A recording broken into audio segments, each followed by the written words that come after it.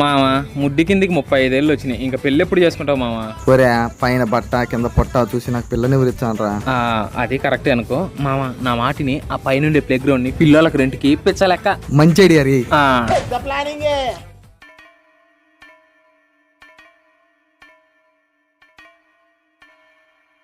వీడెంత బయట చూచాండా రే. వాడేంద్రా ఈ మధ్య నేను ఏడకన వచ్చి నా సంపేవుడు మరి చూచాండు. సంపుతమనే మామ. నన్నెందుకు చంపుతుర్రా?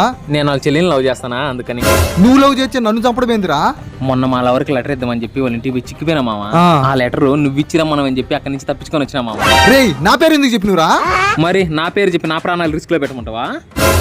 నువ్వే కదా మామ కష్టాల్లో నన్ను గుర్తు తెచ్చుకోమన్నావు, అందుకని ఆ కష్టాలు నాకు నువ్వే గుర్తు తెచ్చినావు మామ. ఎందుకైనా మంచి జాగ్రత్తగా ఉండు. వాడు మొన్నే ఒక మర్డర్ చేసి జైలుకి పోయి వచ్చిండు. ఇంకొక మర్డర్ ఇప్పుడే ఎందుకని ఆలోచించాను అనుకుంటా. రేపో మాపో వేసేస్తాను నిన్ను కన్నా. జాగ్రత్తగా ఉండు మామ. సరే మామ పోయిస్తా. చాణక్యం అమాయక మీరు కించం.